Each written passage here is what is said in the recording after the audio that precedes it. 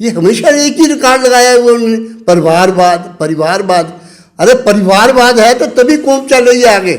मुझे बड़े दुख से ये कहना पड़ रहा है कि फैमिली का ये बातें जो कर रहे हैं प्राइम मिनिस्टर साहब, बड़ा दुख आता है। भाई लीडर्स जो होते हैं उनको लोग चाहते हैं, दिल से प्यार करते हैं। वो इसलिए करते हैं कि उन्होंने लोगों की सेवा की होती है। किसी से कहने पे किसी को प्यार करता देता है कोई? आज जम्मू कश्मीर के अंदर जो कुर्बानी इस फैमिली की है, मतलब शेख साहब ने 22 साल जेल में काटे थे। मैं आज प्रधानमंत्री जी से पूछता हूँ, आपने कितने साल काटे और किस काज के लिए काटे शेख साहब ने? लोगों के लिए। वरना तो वो एमएससी थे, बड़े आराम से कुछ भी कर सकते थे। उसके बाद डॉक्टर फारूक अब्दुल्ला लोगों के हद अजीज आज भी अगर हैं तो डॉक्टर फारूक अब्दुल्ला किसी की देन पेट नहीं है, किसी के वो दिया हुआ कुछ। लोग उनको प्यार करते हैं, लोगों ने वोट दे के चुनते हैं, नॉमिनेट कर रहे हैं मोदी साहब किसी को। क्या उमर अब्दुल्ला साहब को मोदी साहब ने नॉमिनेट किया था यहाँ चीफ मिनिस्टर? यहाँ पे यूपी के अंदर मिनिस्टर हैं इनके राजनाथ सिंह जी के लड़के, वो बेटे नहीं है? वो परिवारवाद नहीं है? या वो परिवार से अलग से लोग हैं? कौन सी जगह है कि जहाँ आप सिंधिया जी फैमिली ले लीजिए, उनके बेटे हैं, महारानी वहाँ पे चीफ मिनिस्टर थी, और ये उनका लड़का जो है वहाँ पे एमएलए है। वो परिवारवाद नहीं है? घर का परिवार किसी को नहीं नजर आता है, लोगों पे उंगली उठती है। ऐसी बातें, ऐसे इतनी बड़ी ओहदे पे बैठ के छोटी छोटी बातें नहीं करनी चाहिए, इनको फेस करना चाहिए ना। डेमोक्रेसी है, चाहे कोई भी हो। उन्होंने इलेक्शन लोगों ने लड़के आना है, जिसको लोग वोट देंगे वो आएगा। इनको क्या परेशानी है कि वो बेटा है या बहू है या कोई है? ये परेशान हो गए हैं। एक्चुअली इनको परेशानी ये है कि अपोजिशन जो है यहाँ मजबूती पकड़ रही है जम्मू कश्मीर के अंदर या हिंदुस्तान के अंदर, कहीं इकट्ठे बैठ के कोई बात न कर जाए, ये दिक्कत है इनको। और परिवार जिनके होते हैं वही आगे कौमें चलती हैं, जिनके परिवार ही ना वो कौम आगे क्या चलेगी? मुझे बताइए। उमर साहब और फारूक साहब ने जो जम्मू कश्मीर के लोगों की सेवा की है, लोगों के दिलों में बसती है नेशनल कॉन्फ्रेंस। नमस्कार, NH1 न्यूज़ में आप सभी दर्शकों का स्वागत है। मैं हूं रंजीत ठाकुर। जम्मू कश्मीर में जिस तरीके से अब इलेक्शंस का दौर आने वाला है कुछ महीनों के बाद, जिस तरीके से union home minister Amit Shah ji ने भी अनाउंसमेंट की थी, उनका कहना था कि डिलिमिटेशन कमीशंस की जब यहाँ पर रिपोर्ट्स आ जाएंगी, जब वो इम्प्लीमेंट हो जाएगा तो उसके कुछ महीनों के बाद यहाँ पर इलेक्शंस का सिलसिला जो है वो भी शुरू हो जाएगा। मगर उसका असर जो है वो अभी से आपको सड़कों पर देखने को मिलेगा। अलग अलग पॉलिटिकल पार्टीज़ जो हैं वो अब जोर आजमाइश कर रहे हैं कि किस तरीके से उन्होंने आने वाले दिनों में आना है और लोगों तक जो मसले हैं वो उठाने हैं। तो इस समय हमारे साथ जुड़े हैं नेशनल कॉन्फ्रेंस के प्रोविंशियल प्रेसिडेंट रतनलाल गुप्ता जी। गुप्ता जी से जानेंगे। गुप्ता जी, आप मुझे बताइए, जिस तरीके से इस समय माहौल बन रहा है और कश्मीर में खासकर नेशनल कॉन्फ्रेंस का अच्छा जो है गढ़ है और अच्छे वोट्स भी आप वहाँ से लेते हैं, इस समय आप देख रहे होंगे कि टारगेट किलिंग्स भी हो रही है वहाँ पे इलेक्टेड रिप्रेजेंटेटिव्स की। तो नेशनल कॉन्फ्रेंस जो है वाहिद जमात है जिसने बहुत ज़्यादा कैडर अपना खोया है, खासकर मिलिटेंसी में। तो किस तरीके से देखते हैं माहौल को? देखिए, इस वक्त जम्मू कश्मीर के अंदर जो माहौल बना हुआ है वो तो आपके सामने है। जिस ढंग से मिलिटेंसी का भी अब सिलेक्टिव किलिंग्स भी शुरू हो गई हैं, और ये बंद कब हुई हैं? ये तो शुरू से चल ही रही हैं।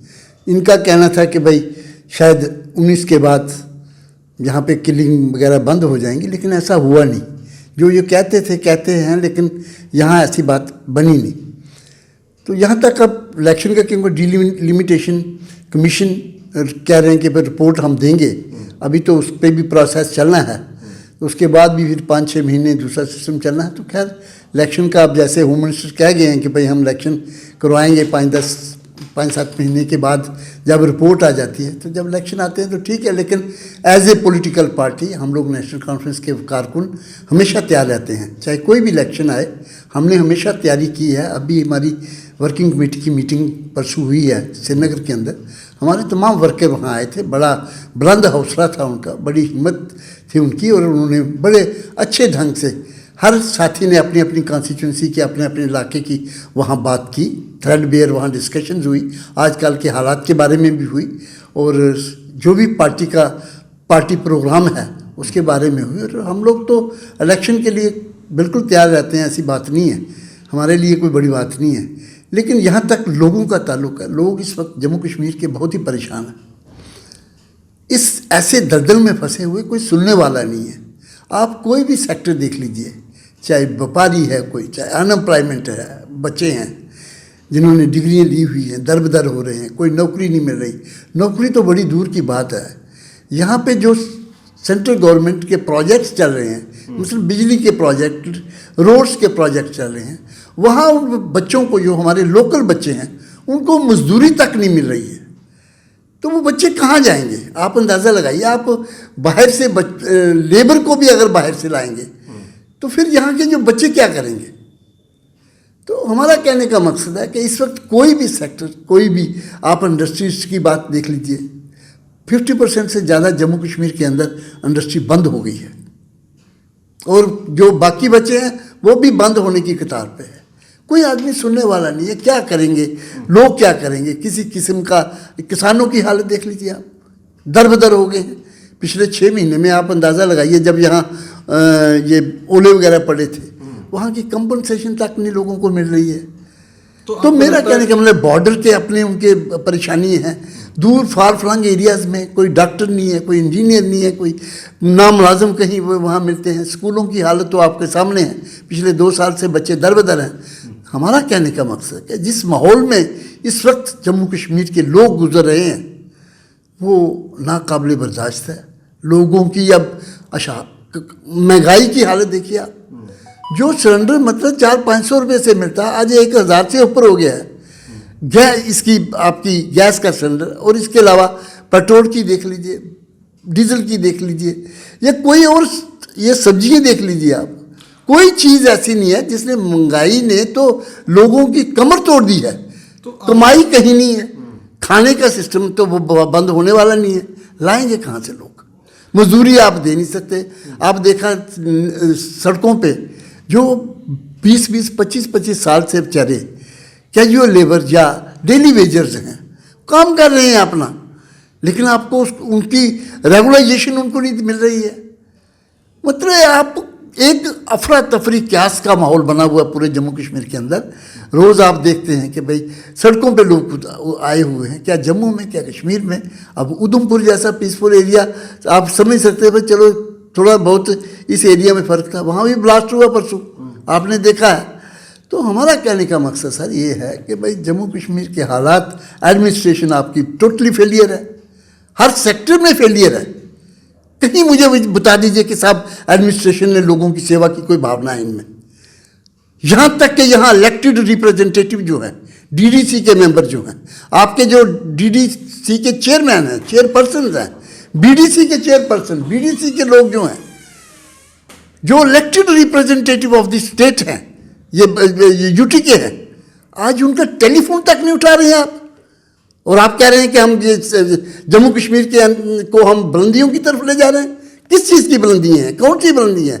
कहाँ आप कर रहे हैं? आपने तो 5 अगस्त 2019 को ये कहा था कि जम्मू कश्मीर में हम इतना पैसा, इतनी इंडस्ट्री लाएंगे, इतना पैसा इंडक्ट करेंगे कि कोई आदमी बेकार नहीं रहेगा। कितनी इंडस्ट्री आई है जम्मू कश्मीर के अंदर, कितना पैसा इन्वेस्ट हुआ है यहाँ पे। ये लोगों को बिल्कुल मिस लीड करने की कर रहे हैं, मिस गाइड कर रहे हैं लोगों के। एक किस्म लगता है कि सबसे ज़्यादा उसमें जिम्मेदारी एक पॉलिटिकल पार्टी जो होती है, अपोजिशन में भी बैठी होती है, उसकी सबसे बड़ी जिम्मेदारी होती है कि लोगों के मसले जो हैं उसको रोडों पर लाकर लोगों तक पहुंचाए और गवर्नमेंट पे इतना प्रेशर बनाए कि वो कहीं ना कहीं उनको बात माननी पड़े। मगर यहाँ पर आपको लगता है कि जिस तरीके से झटके नेशनल कॉन्फ्रेंस को लग रहे हैं, बड़े बड़े नेता, उनका जो पुराना साथी जो हैं 30-30, 40-40 साल पुराने साथी उनको छोड़कर जा रहे हैं, तो कहीं ना कहीं आप लोगों का मोराल तो नहीं डाउन हो रहा है? देखिए, नेशनल कॉन्फ्रेंस का मैंने आपको कहा परसों हम वर्किंग कमेटी में कि हमारा मोराल तो बड़ा अप है, क्योंकि आज जम्मू कश्मीर के लोग देख रहे हैं हमारी तरफ, हमारी लीडरशिप की तरफ देख रहे हैं कि साहब इस वक्त इस दलदल से अगर कोई बचा सकता है, यहाँ की परेशानियों से यहाँ के लोगों को अगर बाहर निकाल सकता है, तो वो नेशनल कॉन्फ्रेंस है और नेशनल कॉन्फ्रेंस की लीडरशिप है। आज लोग यही महसूस कर रहे हैं। हमारा ये कहने का मकसद है कि हमारा मोराल कभी ना डाउन हुआ। हमने इतने अप्स एंड डाउन्स देखे हैं।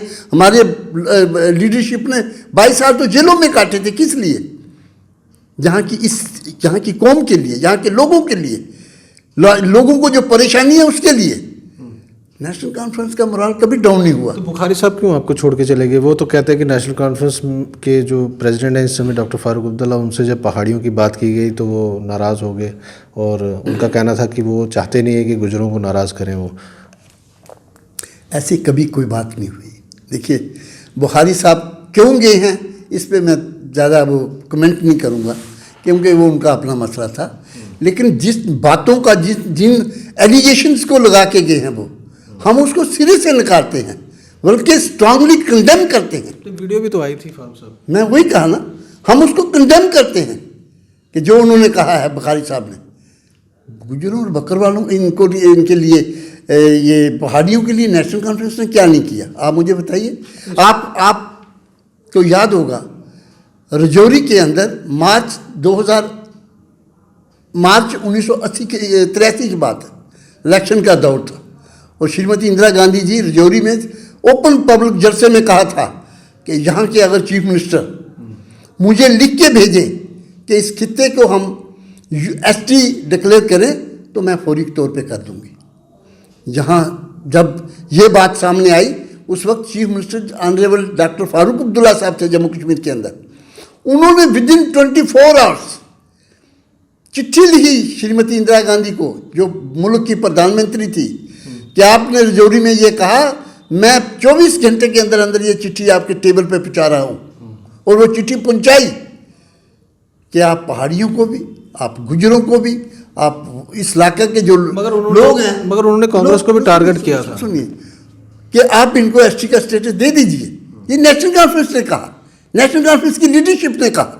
और मतवातर 83 से लेके जो भी प्रधानमंत्री जम्मू कश्मीर हिंदुस्तान के अंदर आए उनको परस्यू किया गया इस लेटर को, और 89 में उनको गुजरों को उन्होंने दे दिया और बाकियों को नहीं दिया, पहाड़ियों को नहीं दिया। उसके बाद भी नेशनल कॉन्फ्रेंस ने हर प्राइम मिनिस्टर के सामने, चाहे कोई भी प्राइम मिनिस्टर आए, उनको इस काज को, एसटी के काज को, पहाड़ियों के एसटी के काज को परस्यू किया गया और नेशनल कॉन्फ्रेंस की लीडरशिप ने किया। आपने देखा कि जब उमर साहब की हुकूमत थी, उन्होंने 4% उनको रिजर्वेशन दी पहाड़ियों को। किसने दी? नेशनल कॉन्फ्रेंस ने दी। और इस दौर में जब भी कोई बात आती है तो नेशनल कॉन्फ्रेंस पहाड़ियों की डट के मदद करती है कि इनको भी एसटी का स्टेटस, आज भी कर रहे हैं हम लोग। हमने कब कहा कि हम नहीं, लेकिन आप ये कहते हैं कि किसी की कास्ट पे आप ये जो एसटी देंगे वो नहीं होना चाहिए। किसी की थाली से आप उठा के खाना दूसरे को परोसने की कोशिश करेंगे तो आप अंदाज़ा लगा लीजिए कि परेशानी होगी। हमारा यही कहने का मकसद है कि हमने हमेशा पहाड़ियों को भी और गुजरों को भी, हम तो नेशनल कॉन्फ्रेंस वाले तो हर सोसाइटी के हर तबके की मदद करते हैं, चाहे कोई भी काज हो। तो जम्मू रीजन से जिस तरीके से बड़ा झटका जब आपको लगा था देवेंद्र राणा का, यहाँ से वो उन्होंने पार्टी को छोड़ा था, तो क्या लगता है कि पार्टी में जम्मू रीजन में किस तरीके से बड़े चेहरे जो हैं आने वाले इलेक्शंस में आप लोग जुटा पाएंगे? और जिस तरीके से दिग्गज नेता हैं, भारतीय जनता पार्टी यहाँ पे बहुत मजबूती से लड़ती है, तो उनके सामने आपके चेहरे भी मजबूत होने चाहिए। तो किस तरीके से आप लोग उस पर काम कर रहे हैं और क्या लगता है किस तरीके से आप लोग परफॉर्मेंस करेंगे? देखिए, आप जो कह रहे हैं ना कि भाई चंद लोगों के जाने से एक मूवमेंट को, जो नेशनल कॉन्फ्रेंस की मूवमेंट है, तहरीक है, उसको कोई झटका लगता, मैं नहीं मानता। हम नहीं मानते, नेशनल कॉन्फ्रेंस इस बात को बिल्कुल नहीं मानते। ये झटके तो ये समुद्र से अगर कोई गड़बा पानी लेके चला जाए तो आप कहें कि वो झटका लग गया या पानी कम हो गया समुद्र का, ऐसी बात नहीं होती। बाकी नेशनल कॉन्फ्रेंस ने आपने देखा कि फौरी बाद हमने जनाब ऑनरेबल डॉक्टर फारूक अब्दुल्ला, मैं और हमारे साथी जो हैं, हमने पीर पंचाल रीजन का दौरा किया और आपने देखा एक नई लहर वहाँ शुरू हो गई थी। उनके जाने के बाद ही हुई ना। जनाब ऑनरेबल डॉक्टर उमर अब्दुल्ला साहब, जिन्होंने चिनाब वैली का टूर किया और वहाँ जगह जगह जलसे किए उन्होंने, तो एक महसूस हो रहा था उस इलाके के अंदर कि एक नई लहर जो नेशनल कॉन्फ्रेंस की चल रही है। हमारे साथियों के हौसले बुलंद थे और आपने देखा ही है कि कामयाब तरीन वो टूर रहे, कामयाब तरीन जलसे हुए। तो नेशनल कॉन्फ्रेंस कहीं वो कम होने, उसके अलावा कश्मीर के अंदर आपने बेहतरीन हमारे कारकुनों ने वहाँ जलसे किए, हमारी लीडरशिप वहाँ गई, हर जलसे में जाते रहे। जम्मू के अंदर, जम्मू सिटी के अंदर आपने देखा, यहाँ हमारे जो जितने विंग थे उन्होंने यहाँ एक एक दिन की कॉन्फ्रेंसें की। तो पार्टी कहीं झटके नहीं लगने, सवाल ही पैदा नहीं होता। हम तो मजबूती के साथ, मैंने पहले कहा कि हम तो हर हमारा कारकुन इलेक्शन के लिए तैयार है, हम डरने झुकने वाले लोग नहीं है, हम तो मजबूत। क्या आप आने वाले दिनों में पीएजीडी जो आपका गुपकार अलायंस है उसको लेकर इकट्ठे आप इलेक्शन लड़ने वाले हैं कि आप इंडिपेंडेंटली लड़ेंगे आप लोग? देखिए ये बात अभी टाइम है उसमें, क्योंकि इलेक्शन जब अनाउंस होगी उसके बाद हमारी लीडरशिप बैठेगी, उसमें सोच विचार करेगी और जो वहाँ फैसला करेंगे हमारी, क्योंकि इलेक्शन जब भी अनाउंस होंगे उसके बाद हमारी वर्किंग कमेटी, हमारी लीडरशिप, उनकी जो हमारी अलायंस होंगे उनकी लीडरशिप बात करेंगे, जो भी बात होगी उस पर चलेंगे हम लोग। तो कई बार कहा जाता है कि कई बार क्या हमेशा ही कहा जाता है कि पॉलिटिक्स में कोई दुश्मन नहीं होता, तो क्या आपको लगता है कि आप फ्यूचर देखते हैं भारतीय जनता पार्टी के साथ आने वाले दिनों में? अगर आप लोग कश्मीर से ज़्यादा सीटें लेते हैं, वो जम्मू से ज़्यादा सीटें लेते हैं, तो क्या आप कभी एक टेबल पर दिखेंगे? देखिए बीजेपी के साथ तो हम कभी अलायंस करने वाले हैं नहीं, सरकार बाकी लोगों के साथ, बाकी पार्टियां जो भी होंगी उस वक्त देखेंगे हम, क्योंकि हमारा तो मौका यही है, मौक़िफ़ यही है। और हम बिल्कुल आपको ये कह रहे हैं कि नेशनल कॉन्फ्रेंस अपने बलबूते पे जम्मू कश्मीर के अंदर हुकूमत बनाएगी, हमें किसी की ज़रूरत नहीं पड़ेगी, बैसाखियों पे हुकूमत नहीं चलती, अपने बलबूते पे जम्मू कश्मीर के अंदर हुकूमत बनेगी हमारी, हमें पूरा यकीन है, हमें अपने काडर पे पूरा यकीन है, हमें अपनी लीडरशिप पे पूरा यकीन है, और सबसे पहले सबसे बढ़ के हमें जम्मू कश्मीर के लोगों पे पूरा यकीन है कि जम्मू कश्मीर के लोग जितनी सेवा नेशनल कॉन्फ्रेंस ने यहाँ जम्मू कश्मीर के लोगों की है और सेवा भावना से आज भी कर रहे हैं। मुझे पूरी उम्मीद है कि जम्मू कश्मीर के लोग नेशनल कॉन्फ्रेंस को भरपूर तावन देंगे और आने वाले इलेक्शन में नेशनल कॉन्फ्रेंस को हुकूमत देंगे। सर कल मैं मोदी जी की स्पीच जब सुन रहा था लास्ट में, तो उन्होंने एक पॉइंट इमोशनली उन्होंने पिच किया। उनका कहना था कि जो देश में जिस तरीके से फैमिली पॉलिटिक्स चल रही है, मैं किसी फैमिली के ख़िलाफ़ नहीं हूँ, मगर जिस तरीके से फैमिली पॉलिटिक्स चल रही है वो डेमोक्रेसी के लिए ठीक नहीं है। तो फैमिली पॉलिटिक्स की बात अगर हम नेशनल कॉन्फ्रेंस में करें तो शेख साहब के बाद फारूक साहब के बाद उमर साहब, और उमर साहब के बाद भी शायद आप जानते हैं बेहतर, तो क्या कहीं ना कहीं आपको गुंजाइश लगती है कि जो बाकी लीडर्स हैं वो भी कभी एक ऊंचे ओहदे पे बैठ सकेंगे, चीफ मिनिस्टर का चेहरा बन सकते हैं कभी नेशनल कॉन्फ्रेंस में रह के? ऐसा हो सकता है? मुझे बड़े दुख से ये कहना पड़ रहा है कि फैमिली का ये बातें जो कर रहे हैं प्राइम मिनिस्टर साहब, बड़ा दुख आता है। भाई लीडर्स जो होते हैं उनको लोग चाहते हैं, दिल से प्यार करते हैं, वो इसलिए करते हैं कि उन्होंने लोगों की सेवा की होती है। किसी से कहने पे किसी को प्यार करता देता है कोई?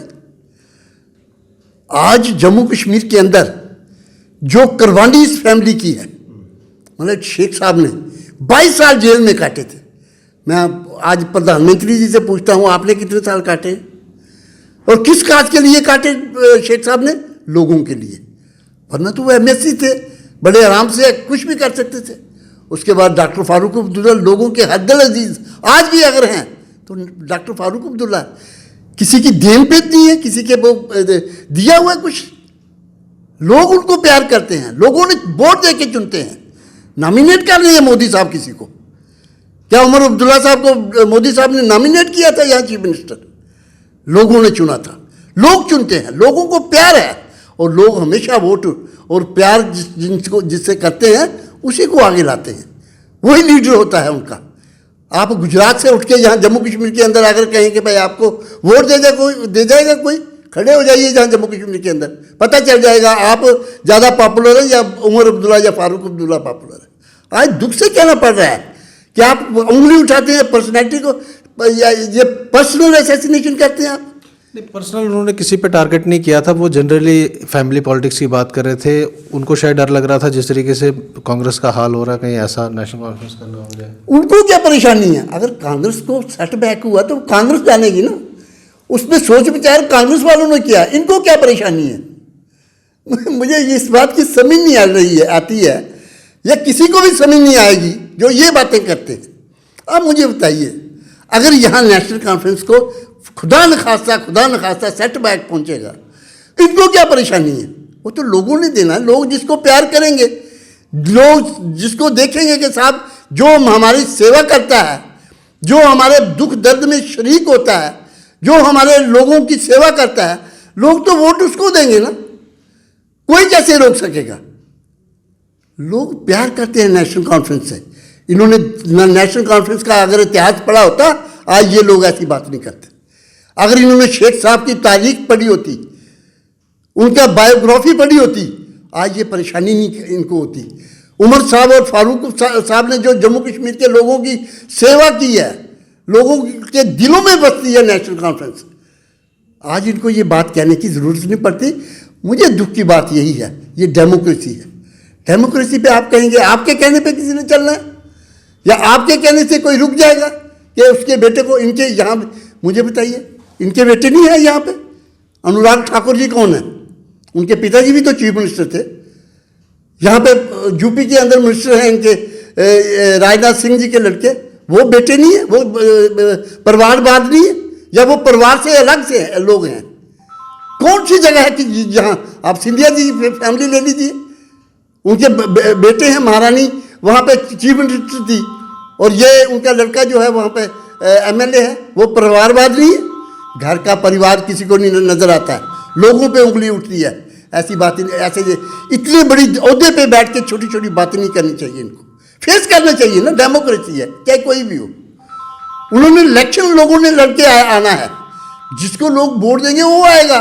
इनको क्या परेशानी है कि वो बेटा है या बहू है या कोई है? ये परेशान हो गए हैं। एक्चुअली इनको परेशानी ये है कि अपोजिशन जो है यहाँ मजबूती पकड़ रही है जम्मू कश्मीर के अंदर या हिंदुस्तान के अंदर, कहीं इकट्ठे बैठ के कोई बात न कर जाए, ये दिक्कत है इनको। और परिवार जिनके होते हैं वही आगे कौमें चलती हैं, जिनके परिवार ही ना वो कौम आगे क्या चलेगी? मुझे बताइए। तो मैं ये कहता हूँ कि इस किस्म की बातें करने, इतने बड़े ओहदे पे बैठ के परिवार है, ये है, वो है, ये बातें शोभा नहीं देती हैं। परिवारवाद होगा अगर किसी के बाप ने सेवा की होगी लोगों की, अगर उसका बेटा भी करता है, आप उसको बंदिश करेंगे? तो फिर डेमोक्रेसी किस चीज़ की है? ये हमेशा एक ही रिकॉर्ड लगाया है वो उन्होंने, परिवारवाद। अरे परिवारवाद है तो तभी कौम चल रही है आगे। तो ये थे नेशनल कॉन्फ्रेंस के प्रोविंशियल प्रेसिडेंट रतन लाल गुप्ता जी, और इनसे हम बात कर रहे थे जम्मू कश्मीर के सियासत को लेकर। और इनका कहना है कि जिस तरीके से इस समय नेशनल कॉन्फ्रेंस काम कर रही है, वो मजबूती के साथ आने वाले इलेक्शंस में लड़ेगी। और जो बड़े चेहरे इनके हैं, जिस तरीके से डॉक्टर फारूक अब्दुल्ला, उमर अब्दुल्ला, वो इनके आइकॉन लीडर्स हैं। और इनका कहना है कि जम्मू कश्मीर में उनको पार पाना बहुत मुश्किल है। आप जुड़े रहें।